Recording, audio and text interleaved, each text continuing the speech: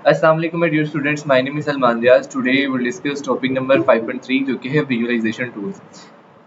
Visualisation tool में कह रहा है कि आप know that you know which chart to use, learn how to actually make those chart using software tools. कह रहा है अब इस लेक्चर में आप ये सीखेंगे कि कौन सा चार्ट यूज करना है और इन चार्ट्स को किस तरह से सॉफ्टवेयर की हेल्प से आप एक्चुअली बना सकते हो। अब ये सारा प्रैक्टिकल वर्क है, लेकिन थ्योरेटिकली पेपर में आना है लिखने के लिए, तो उन सारी चीज़ों को हम देखेंगे।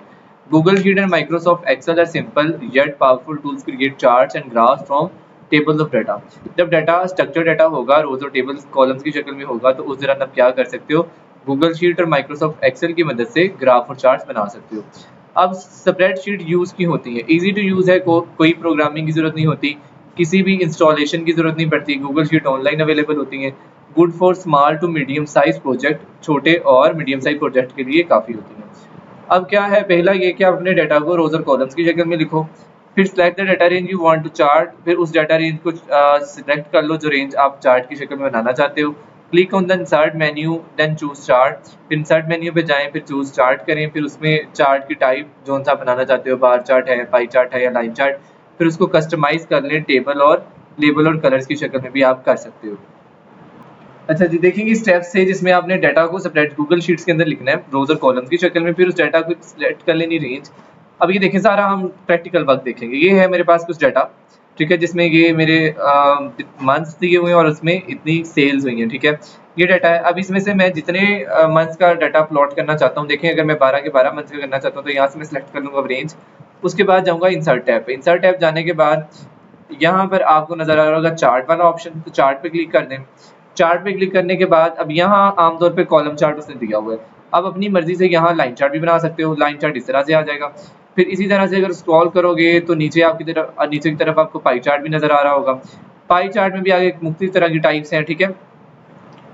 पाई चार्ट है, फिर उसके बाद डोनट चार्ट है, उसके बाद 3D पाई चार्ट है। अगर 3D करना है तो इस तरह से आपको शो हो रहा होगा, 7% भी मिल रही होंगी कि कितने कितने परसेंट आपकी मंथ में सेल हुई है। उसके बाद अगर बार चार्ट बनाना है तो उसमें इस तरह से भी आ जाएगा, स्टैक्ड किस्म का बार चार्ट। और अगर ये वाला देखना चाहते हो जिसमें 100% स्टैक बार है, तो वो भी आपको शो हो रहा होगा। अगर इस तरह से बनाना चाहते हो तब भी, तो आपको नजर आ रहा होगा इस तरह से आपको डाटा को विजुअलाइजेशन शेप मिल जाएगी, जो इजी है इंटरप्रेट करना, बजाय आप रोज और कॉलम की शक्ल में डाटा को देखो।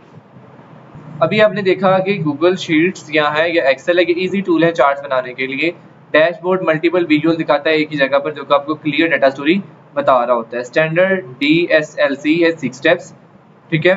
इसके 6 स्टेप होते हैं, बट रियल वर्ल्ड एप्लीकेशन में एक एक्स्ट्रा स्टेप भी होता है जो क्या है, स्टोरिंग एंड ऑर्गेनाइजिंग डाटा, जो कि ऐड किया जा सकता है डाटा को मैनेज करने के लिए सिस्टम, जिस तरह से डेटाबेस मैनेजमेंट सिस्टम के अंदर और एसक्यूएल स्ट्रक्चर्ड क्वेरी लैंग्वेज के अंदर। नेक्स्ट देखते हैं जी, हमारे पास है मेकिंग चार्ट्स। अब चार्ट्स आपने देखा, कह रहा है always choose a chart that match your data type, हमेशा उस डाटा टाइप के हवाले से अपना चार्ट चूज करें जिस तरह बनाना है, क्योंकि अगर राइट चार्ट यूज करोगे तो आपकी जो फाइंडिंग्स हैं वो इंस्टेंटली क्लियर हो जाएंगी, आपको बहुत आसानी से चीजें नजर आ रही होंगी। अगर आप डिफरेंट ग्रुप्स को कंपेयर करना चाह रहे हो तो बार चार्ट इस्तेमाल करें, number of student who like each sport, अब डिफरेंट ग्रुप्स आ जाएंगे। पाई चार्ट में क्या है, parts of a whole, percentage किसी चीज की निकालनी है तो वो आ जाएगा। और अगर आप चेंजेस ओवर टाइम, टाइम के हवाले से कितना चेंज आ रहा है, तो लाइन चार्ट आप यूज करोगे। अब ये एक्टिविटी दी गई है, कह रहा है कि आप बार चार्ट, पाई चार्ट और लाइन चार्ट बनाए अपनी बुक के अंदर विजुअली, जो कि आपके डाटा सर्वे को ज़ाहिर कर रहा हो। अब इसमें गुड टिप्स ये हैं कि always label axis and add a chart title. ये कुछ गुड टिप्स हैं गुड चार्ट बनाने के लिए। अपने चार्ट को सिंपल और क्लीन रखें। कलर्स का इस्तेमाल करें डिफरेंट डाटा ग्रुप्स को डिस्टिंग्विश करने के लिए, डिफरेंशिएट करने के लिए। Use visuals and words together to tell a data story, words और विजुअल्स दोनों का इस्तेमाल करें डाटा स्टोरी को बताने के लिए। और कह रहे हैं अपने चार्ट को सिंपल, क्लीन और प्रॉपरली लेबल करें। गूगल शीट क्या है, ये भी हमने जो चार्ट्स बनाए थे ये सारे किसमें बनाए थे, गूगल शीट के अंदर, स्प्रेडशीट के अंदर बनाए थे। ये फ्री ऑनलाइन और इसमें कोई इंस्टॉलेशन की जरूरत नहीं होती, बिगिनर्स के लिए बहुत आसान है और ये स्मॉल टू मीडियम प्रोजेक्ट के लिए यूज होता है। माइक्रोसॉफ्ट एक्सेल एक पावरफुल ऑफलाइन टूल है जो कि एडवांस फार्मूलाज और उसके अंदर चार्ट्स होते हैं, और ये लार्ज डाटा सेट के लिए भी अच्छा है, लेकिन बिग डाटा के लिए माइक्रोसॉफ्ट एक्सेल यूज नहीं होता, उसके लिए अलग किस्म के डाटाबेस यूज हो रहे होते हैं। अब डेटाबेस में कह रहा है क्या है, after cleaning data we need to store it properly, organise, search में, एडिट टू एनालाइज। जब हमने डाटा को क्लीन कर लिया, वो दूसरा मरला आता है कि इसको स्टोर किया जाए इस तरह से कि ऑर्गेनाइज वे में हो, जब जरूरत पड़े तो उसको सर्च कर सकें और इजीली एनालाइज कर सकें। अनस्ट्रक्चर्ड डाटा को स्टोर करने के दो तरीके हैं, एक है स्प्रेडशीट, दूसरा है डेटाबेस। आप स्प्रेडशीट देखें आपके सामने, ये भी आपको नजर आ रहा होगा रोज और कॉलम की शक्ल में, ये कॉलम्स हैं और ये वाली रोज हैं। तो स्प्रेडशीट में रोज और कॉलम्स की शक्ल में होगा, जबकि जो डेटाबेस है उसमें स्ट्रक्चर सिस्टम होगा जो कि डाटा को स्टोर करेगा और बड़े बड़े डाटा को टेबल्स की शक्ल में ऑटोमेटिकली मैनेज कर लेगा। Spreadsheet are good for small project, database are better for big और मल्टी यूजर डाटा सिस्टम। कह रहा है स्प्रेडशीट तो छोटे प्रोजेक्ट के लिए, लेकिन बड़े प्रोजेक्ट्स के लिए डेटाबेस यूज होते हैं। अब डेटाबेस क्या है? Database is organise collection of data stored in the form of tables. Organise collection है जिसमें डाटा किस शक्ल में स्टोर होगा? टेबल्स की शक्ल में। Each table is like a mini spreadsheet of with rows and column. हर टेबल की अपनी रो और कॉलम होंगी स्प्रेडशीट की तरह। Database help in storing, retrieving and updating data efficiently. Database के 3 काम है, आपको मदद करेगा डाटा को स्टोर करने में भी, जब दोबारा जरूरत पड़ेगी निकालने में भी, और उस डाटा को एफिशिएंटली अपडेट करने में भी। डाटा टेबल्स की शक्ल में ऑर्गेनाइज होगा। हर each row is a record, each column is a field. हर रो जब रिकॉर्ड होगी और हर फील्ड क्या होगा? हर कॉलम एक फील्ड होगी। Much more powerful than spreadsheet for large data. Spreadsheet की निस्बत बहुत ज्यादा पावरफुल होता है। टेबल क्या है? ग्रुप ऑफ रिलेटेड डाटा, जिसमें 2 किस्म के या 3 किस्म के या एक से ज्यादा किस्म के रिलेटेड डाटा रखे हुए हैं, उनका ग्रुप टेबल कहलाएगा। सिंगल एंट्री रो जो है वो टेबल में रिकॉर्ड होती है, specific piece of information column होता है। ठीक है, अब जिस तरह कह रहे हैं डाटा की well organised structure consistent format, roll number है, नेम है, फेवरेट स्पोर्ट है, टाइम ऑफ डे है, फ्रीक्वेंसी है। अब ये सारे क्या है? आपके कॉलम है। अब इनके नीचे नीचे आप क्या लिख रहे हैं? Fill in at least 5 rows of data. इनके नीचे एक रोल नंबर लिखें, स्टूडेंट का नाम लिखें, फेवरेट स्पोर्ट लिखें, टाइम ऑफ डे, फ्रीक्वेंसी लिखें। फिर डाटा को प्रॉपर्ली कॉलम्स में लाइन करें। Ensure all entries spelled correctly and free from errors. और इस बात को इंश्योर करें कि जितनी भी एंट्रीज आपने की हैं वो सारी करेक्टली, इसमें स्पेलिंग की कोई मिस्टेक नहीं है और वो गलती से पाक है। डाटा को स्ट्रक्चर्ड वे में ऑर्गेनाइज करें ताकि इजीली एक्सेसिबल एनालिसिस किया जा सके। स्प्रेडशीट स्मॉल डाटा के लिए होती हैं, डाटाबेस बड़े डाटा के लिए होते हैं, कम्प्लेक्स डाटा के लिए। टेबल के अंदर आप डाटा को डाटा को स्टोर करते हैं रोज और कॉलम्स की शक्ल में। रोज बोलेंगे रिकॉर्ड्स को और फील्ड बोलेंगे कॉलम्स को। Organise data reduces duplication error, making analysis easy.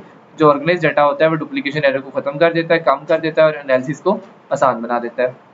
Next है DBMS and SQL. DBMS database management system is use software used to create, manage and interact with databases. ये एक सॉफ्टवेयर है जो क्या करता है? डेटाबेसेस के साथ इंटरेक्ट आउट करने में हेल्प आउट करता है, जिसमें है my structured query language, popular open source DBMS है, उसके बाद SQL lightweight file based है, और एक है MS access, Microsoft access DBMS management system. ठीक है, ये 3 तरह के उसने आपको एग्जांपल दिए DBMS की। स्ट्रक्चर्ड क्वेरी लैंग्वेज एक लैंग्वेज है जो कि डेटाबेस के साथ काम करती है।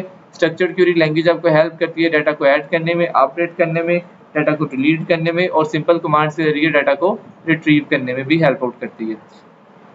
कह रहा है कि select from sports, show all data from the table names for every row and every column। ये एक्टिविटी है शायद। ठीक है, basic structured query language support table example दी हुई है।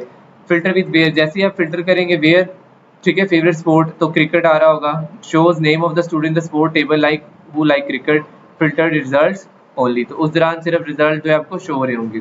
और ऐड न्यू डाटा, अगर न्यू डाटा ऐड करना चाहते हो इंसर्ट कर दें, नई एंट्री उसका नाम और उसकी फेवरेट स्पोर्ट उस स्पोर्ट टेबल में लिख दें। स्ट्रक्चर्ड क्वेरी लैंग्वेज में अब कह रहा है अगर सिलेक्ट कमांड लगाएंगे, कमांड दी हुई है, सिलेक्ट कमांड से डाटा रिट्रीव और रीड किया जा सकता है टेबल से। वेयर जब कमांड लगाएंगे तो उससे डाटा कंडीशन के हिसाब से आप फिल्टर कर सकते हो। इंसर्ट इनटू करोगे नया डाटा रिकॉर्ड कर सकते हो।